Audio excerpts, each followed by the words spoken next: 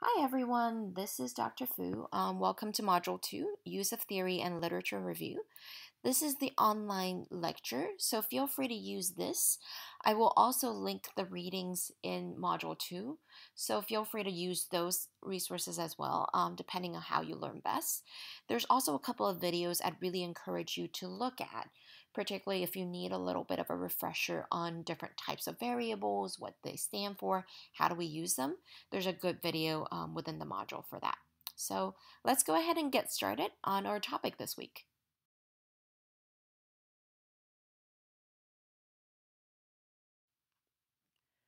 While there are numerous ways how we can categorize various types of research, we'll focus on the following three for the purpose of this course. First, basic research, or pure research. It's research aimed at contributing knowledge to existing literature about a certain topic. So, for instance, how have organizations been managed in the past? Second, applied research, or practice research. It improves and finds practical solutions to an existing real life problem. So, for instance, what do organizations need to do to be able to manage effectively in the future? Three, action research. The key word here being action. So, its purpose is really to improve the understanding of how to implement changes. So, an example of it would be how to change leadership or a culture within an organization.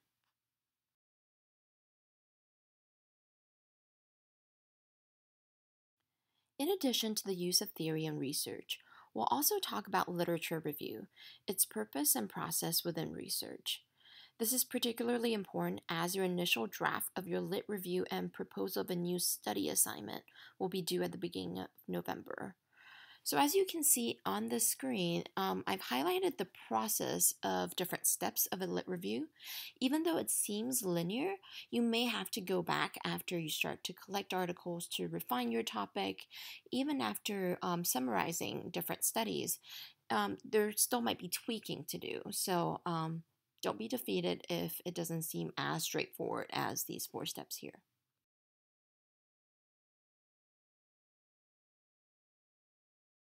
If you haven't done so already, I'd really encourage you to read Creswell's Chapter 1, The Selection of a Research Approach.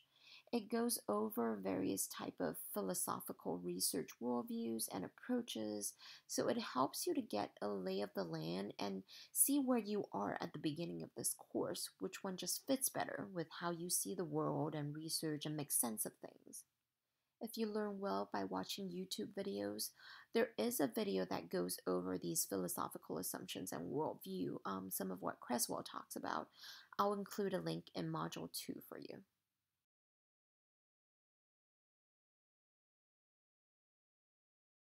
So, one thing we will talk about this week is the role of theory in research. Mainly, what is it?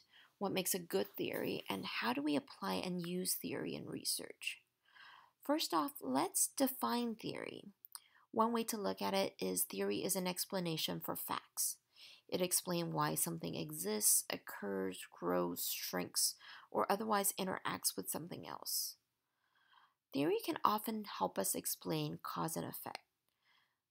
In our field, an example would be wanting to develop a theory as to why does counseling work, or rather, what makes counseling effective.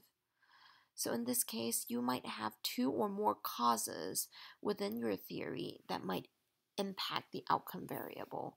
So one way to do it is to try to contrast the strength of each of these causes or variables or constructs and see how that changes the outcome. One step to start is you might develop a hypothesis or an educated guess that you can later test out. So I might have two variables that I see as potential causes. One is the counseling relationship. That's what makes counseling effective. The second cause in my head might be client's motivation to implement change is what makes counseling effective. So a good theory might be to formulate these two and then contrast the strength of each of them in your research. You're trying to see, do they both play a role in counseling outcomes? Is one stronger than the other? And figure it out from there.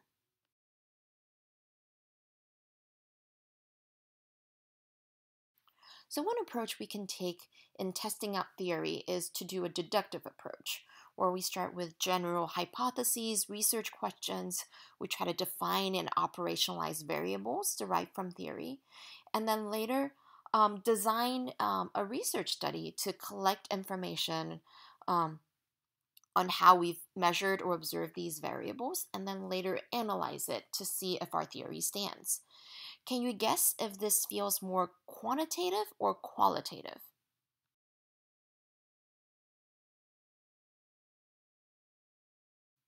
So, to contrast deductive logic from the previous slide, we'll talk about inductive logic, where you would gather up information. This may include interviews, observations.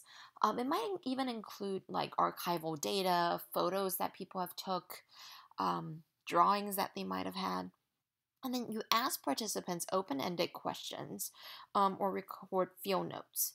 Then you analyze what you gathered to form themes and categories. You look for broad patterns of themes and categories. Then you post generalizations or theories from past experience and literature. Can you guess if the inductive logic speaks more to qualitative or quantitative way of testing out and forming theory? So if you said deductive was quantitative and inductive was qualitative, you got that right.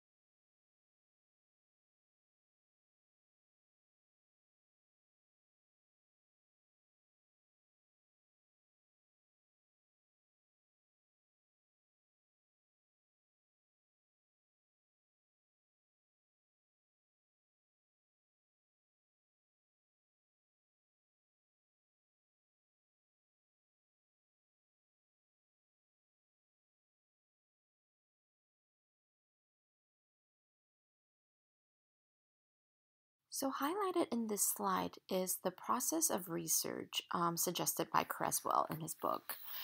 And today we'll focus on the first three steps, so identifying the research problem or topic, ways to review the literature, and specify a research purpose. First off, let's talk about identifying the research problem. After you find a topic that you're really interested in, start drafting a working title. This does not have to be finalized, but I really want to see the title as a road sign that orients you towards. It could be worked and reworked during this process, but it gives you a starting point. So, for instance, if you're really interested in depression, what about depression? Start throwing things together. One way you can do that is to talk about my study is, and then fill in the blank for the rest of the sentence and see where that takes you, and you can start refining it. The other tip that I really like to do as I'm starting a working title is to ask the question why. Why is it important? So if you do my study is and then follow up by why is it important, this process in itself will help you to self critique and self edit. Creswell said a good, sound research project begin with a straightforward, uncomplicated thoughts that are easy to read and understand. Think about articles that you might have read recently. If it's easy and quick to read, it's generally written in a language that's simple, concise, to the point, not complicated. So, this is not the time to fancy it up with words that you've barely even used in your life.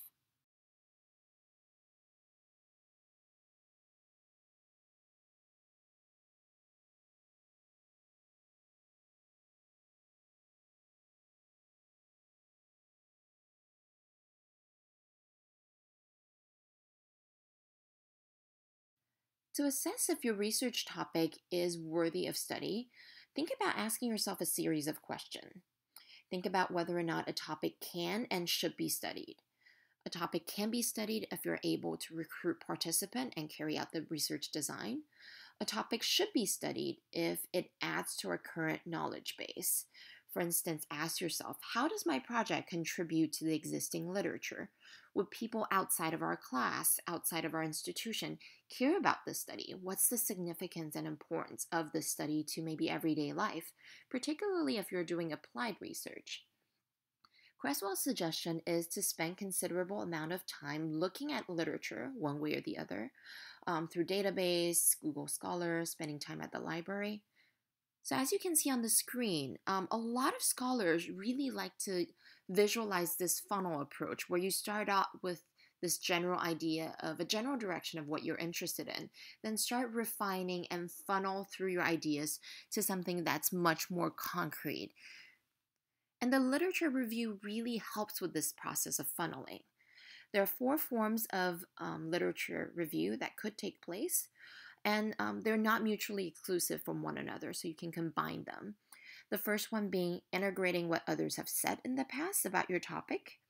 You're critiquing previous scholarly work, that's the second one. Or another way to look at it is you're trying to build bridges between 2 related topics and making connections that others might not have before. The fourth one is to identify central issues of a field. And a lot of times when you're doing a qualitative study as your redesign, a lot of it may not have a lot of existing literature because it's all new. So many qualitative study in nature can feel very exploratory. So the amount of literature available and how you structure it might be different. We'll get to that when we get to that chapter.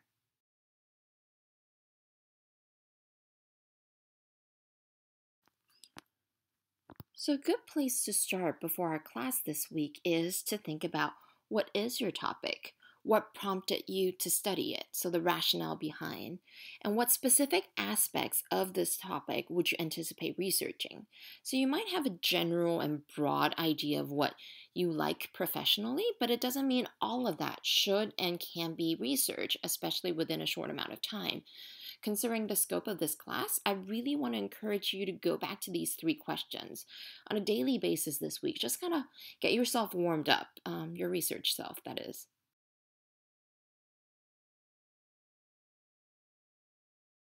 So I'll use my own research area as a way to springboard this conversation and provide an example.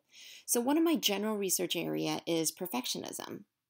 So to kind of narrow it down even further, I'm really interested in the intervention side of things, particularly interventions aimed at treating maladaptive perfectionism. And this is coming from a theory based on dividing people into different types of perfectionists. First one being adaptive perfectionists, where they have high standards for themselves, and when they don't reach that goal, they find a way to make it okay.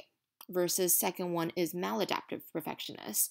Those are the people who have really high standards, and they also have something called high discrepancy, where their actual performance doesn't measure up to the goals that they set for themselves, which are often unreasonable to begin with. They're really hard on themselves, and it takes a psychological toll. And the third type is non-perfectionist. So using that theory, really looking at the literature, we see a lot of psychological costs of maladaptive perfectionism and the scope of impact it really has on the everyday life of these individuals. So what I really want to do is to look at, so since there's so many of these people out there and they're really struggling with this idea of not being good enough, what can we do to help them? And especially I'm interested in cost-effective ways to do that.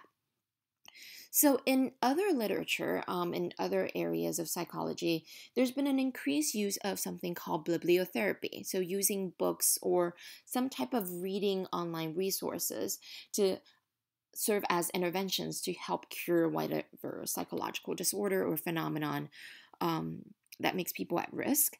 So I'm interested in the use of bibliotherapy to treat maladaptive perfectionists in Asian population.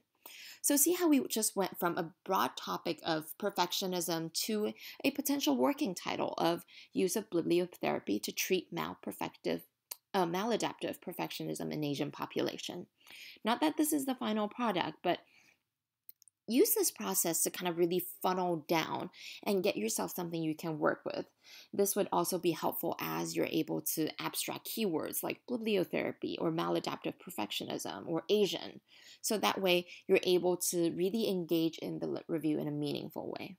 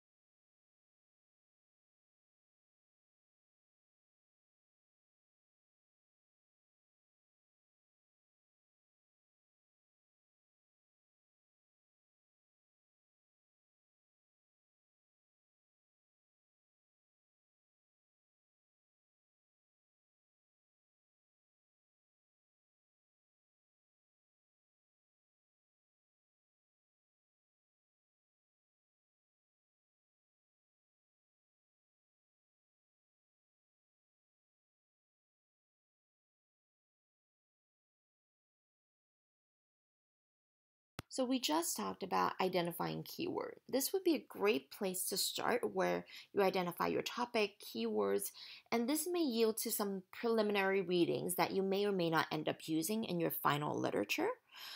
But it really helps to look at what's been done, and this would include books, journal, electronic resources, anything that you can get your hands on that's empirically valid to help springboard your project. Use database like Google Scholar, ERIC, Epicos, PsycInfo, ProQuest, PubMeds, depending on what your specific topic is. The second step would be locate at least 30 to 50 articles. For the purpose of this course, I really think Once you're able to narrow down, maybe get 30. That way you can wean out at least 10 of them. But I think initially, a lot of times you will run into articles that seem like a good idea and fit with your topic. And then later, as you refine your topic, it may not be as applicable, but that's okay. The first step after that would not be to read them all line by line, word by word, but it's rather to skim over them, like peruse. It's probably a skill that hopefully served you well in undergrad. It will serve you well in grad school as well. Not everything will be worth reading, especially when you're doing research. You only want to really delve into the ones that really tailor to your topic. So skim over them, look at the abstract, look at the intro, maybe look at the discussion area, and then look at the research design. But overall, skim through them first before deciding to take a good read. One tip as you're trying to go through the literature, if you don't get satisfaction results after you gather a bunch of articles, you skim through them, you're like, this is a little bit off. One of the things you can do is go back to your list, find the articles that you found, okay, this is really useful, this is tailored to my topic.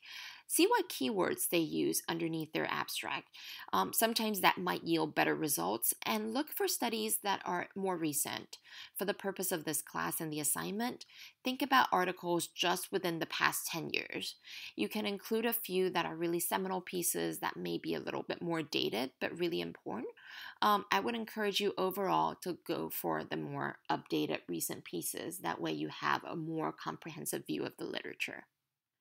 The next step, after you're able to find decent amounts of articles, the next step would be to provide summaries for them. So you can do this on an index card, you can do it in a Word document, whatever works best for you. And I like to have them at least print it for myself when I'm able to kind of visualize it. So you can have subcategories. So using the example I just provided, using perfectionism and ways to treat maladaptive perfectionism, I might have a cluster of literature review simply focusing on maladaptive perfectionism.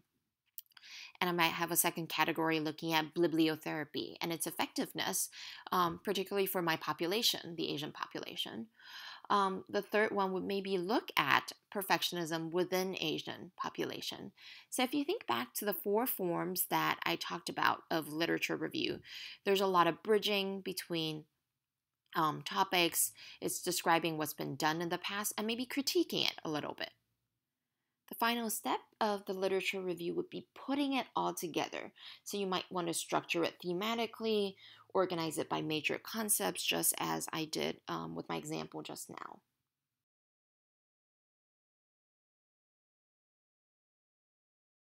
I want to go back to one of the steps that we just talked about and talk about how you do summaries for each of these studies or articles that you run across.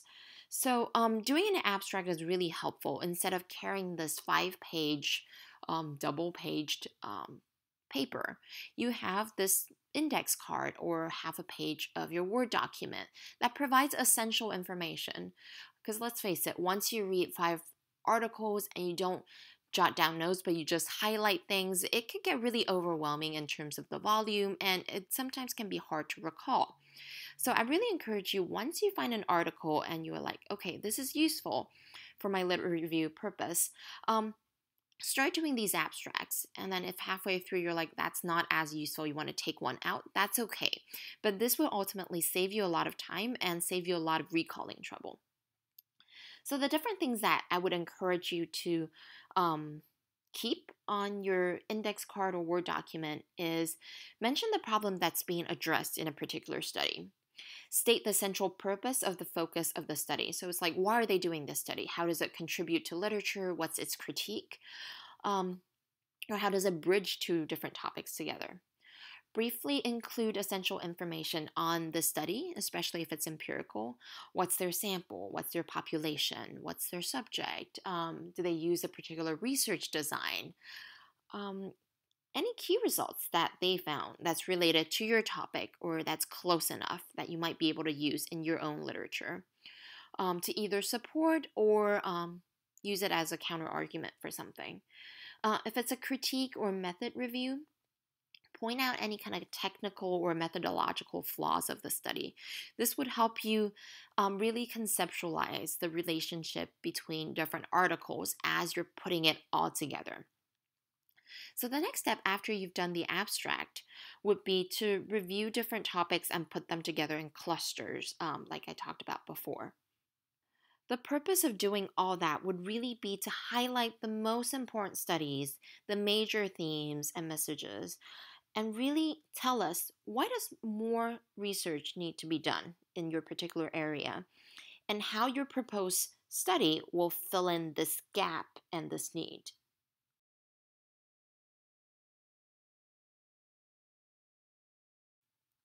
So for Creswell, he really likes to do literature map to organize everything.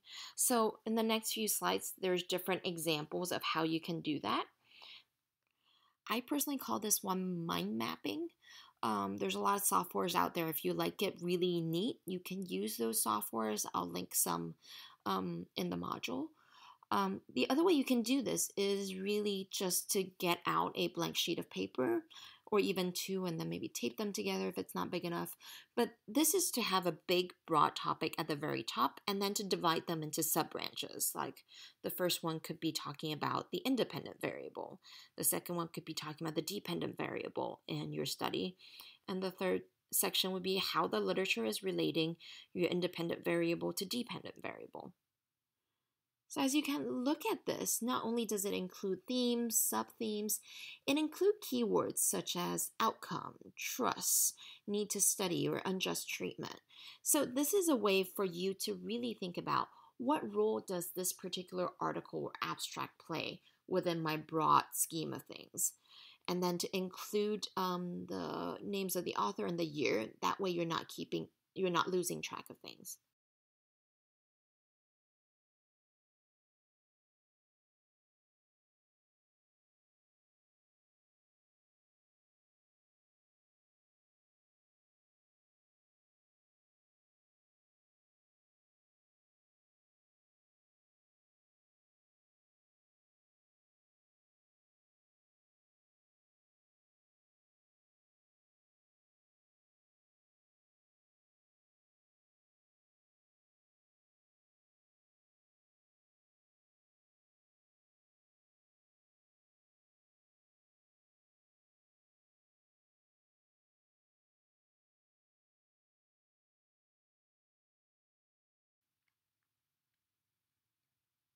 So the second example would be a hierarchical literature map. This feels similar in some ways to the mind mapping literature map in the previous slide, but for some people this feels quote unquote a little messier, but it's a lot more free flowing. You can draw lines of this, let me to think about this, and then let me to think about that. So this a lot of times will help you to have different branches as well, but it has a nice flow to where you can have a theme, a sub theme to your second sub theme, and this is kind of the logic of how you're going to write your literature review. So for some people, this really works. Again, you can do this in electronically or on paper. However, is most helpful for you to organize your thoughts.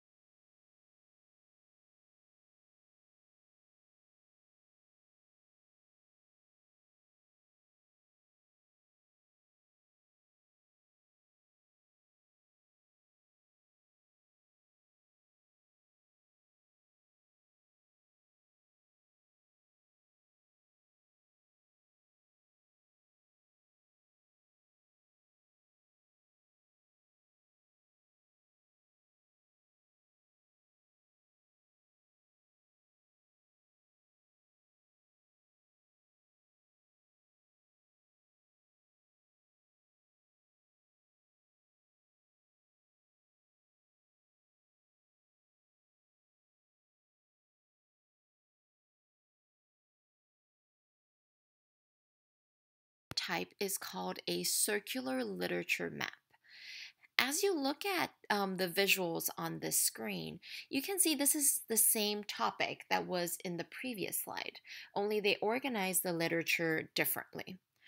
So they talked about the need for studying further. They listed that in the top. They wanted to study non-English speaking cultures. And particularly their research question is, do short-term study abroad programs in non-English speaking cultures help create cultural responsiveness in pre-service teachers? So really they're here trying to contrast the study abroad programs abroad, obviously, with the US based programs and seeing how they differ in their effectiveness in terms of cultural responsiveness for their pre service teachers. So, as you can see, the benefit of this is if you just have two broad sets of literature, one is focused on the studies that talk about the study abroad programs, whether the benefits, shortcomings, cost, and barriers of those programs versus those that are in the US program. And then you can summarize them both in two branches and then come together to answer your research question like, can this be studied? Should this be studied? And what does the literature say already?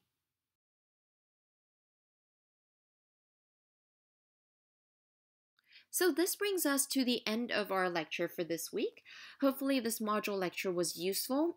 The readings will also be linked in the module itself. So if you are an avid reader and likes more of a context or detail yourself, that would be useful. But if not, this should cover the majority of what I wanted to say before class. We'll get to do a lot more hands-on stuff in class, especially if y'all either read the reading or did this lecture. So what we'll do is we'll wrap this up here. I wanted to point you to one additional thing before we wrap up, which is the writing exercise in Creswell's text on page 49. The reading has been linked in your module, but this is a really nice series of exercises that I encourage you to try out when you have time. Particularly number 3 is practicing using computer database. This is useful even if you don't have a definite topic, but you have a general sense of what you want to study. Maybe do a little Google Scholar search or go on the database from FSU's library website, get familiarized with that. See if you can locate several articles that you can skim and then maybe develop 1 or 2 abstracts based on that.